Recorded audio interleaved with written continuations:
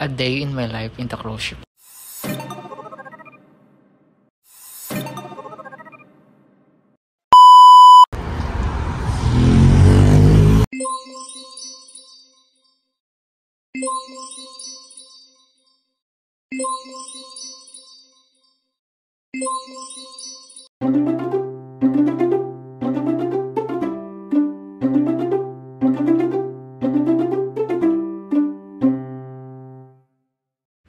So finally guys, nakalabas ako ngayong araw na to. So first time ko nga pala dito sa Greece tumabas.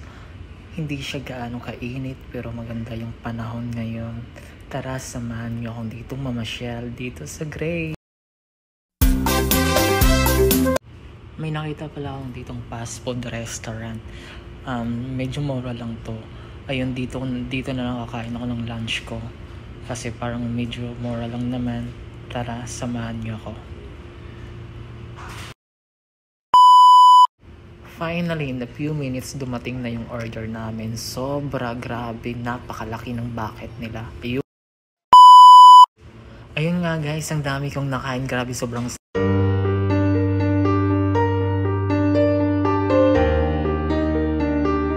ayun nga guys, nakita ko yung mga tropa natin. Nakipicture lang, char. Shoutout pala dyan. Nakita ko sila dito lang sa restaurant.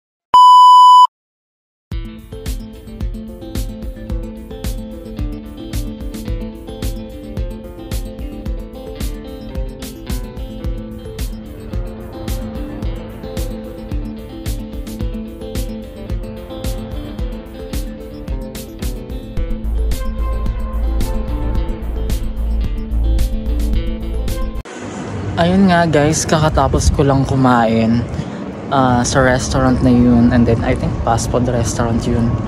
Then gagala lang ako saglit in the few minutes here. Titingnan natin kung meron tayong mabibili. Yan.